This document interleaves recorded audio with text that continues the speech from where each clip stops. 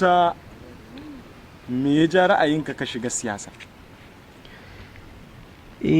Ita siyasa ka san hanya ce da za ka iya taimaka ma wasu mutane, ka taimaka ma kwamitinka. Sannan a rayuwa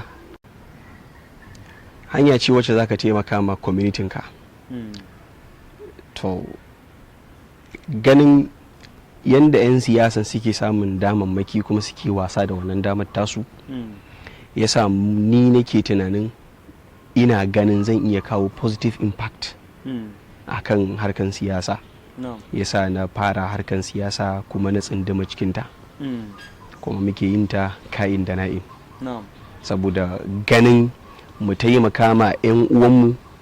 In ka kalli misali kamar yanzu harkan ilimi a ƙasar nan, ana neman a lalata harkan ilimi ta zamto ɗan talaka ba zai iya karatu ba. So a matsayin ka na ɗan siyasa, akwai rawar da za ka iya takawa sosai gurin ganin kwamitinka ta ci gaba, an samu masu karatu, an samu masu ilimi.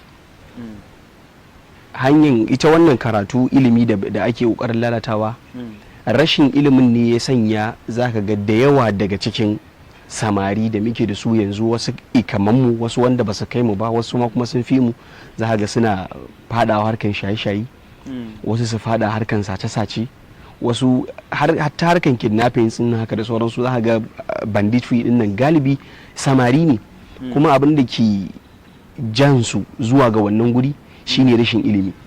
To kuma 'yan siyasanmu suna da rawa sosai da suka taka gurin ganin cewa ilimi ya lalace. So wannan ya daga cikin abin da ya janyo hankalina, ya sa ni na ji ina son harkan politics, na kuma ji ina so in fara ta, ba don komai ba sai dan in tallafa ma community na, ya zamto akwai wani abin da za a iya tunawa da ni ko da bayan babu ni.